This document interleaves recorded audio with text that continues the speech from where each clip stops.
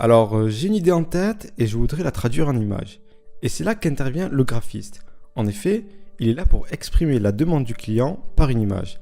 Et pour ça, à chacun sa méthode.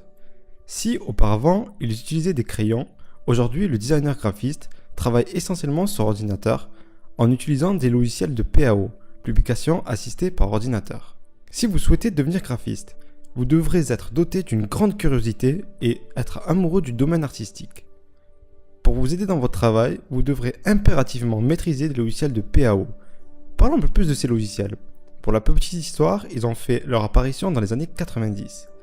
Aujourd'hui, il existe une multitude de logiciels et c'est à vous de choisir celui qui vous conviendra le mieux. Alors, accrochez-vous bien car dans cette vidéo, nous allons voir 3 logiciels à connaître pour être un graphiste. Numéro 1, Photoshop. Alors les amis, je suis obligé de vous parler de l'histoire de Photoshop.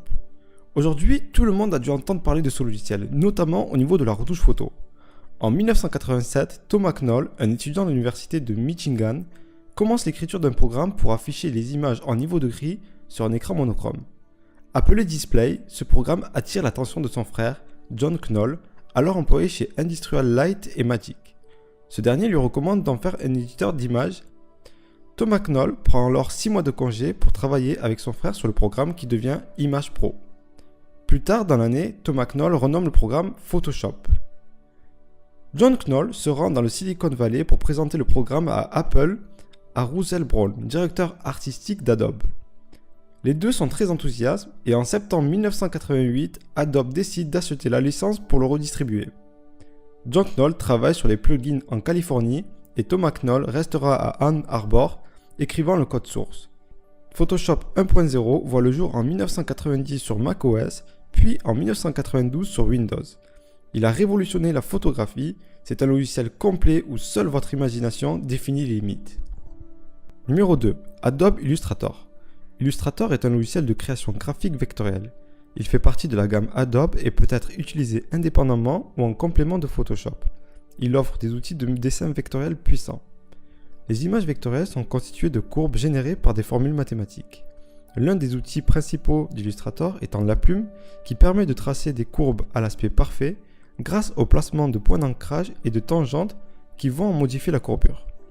Un des avantages des images vectorielles est qu'elles sont indépendantes de la résolution, c'est-à-dire qu'elles ne peuvent pas perdre en qualité lorsqu'on les agrandit. Adapté aussi bien à la création de documents papier qu'à celle d'illustration pour Internet, ce logiciel est orienté vers le marché professionnel. Il intègre de nombreuses options propres à améliorer la productivité. Numéro 3, Adobe InDesign. InDesign est un logiciel produit par Adobe Systems. Initialement conçu pour créer des œuvres telles que des affiches, dépliants, brochures, magazines, journaux ou livres, il peut également publier du contenu adapté aux tablettes, utilisé avec Adobe Digital Publishing Suite. Les principaux utilisateurs sont les graphistes et artistes de production pour la création et la pose de publications périodiques, des affiches et des supports d'impression. Donc vous l'aurez compris, pour tout ce qui concerne le monde du paint, Adobe InDesign vous sera très utile.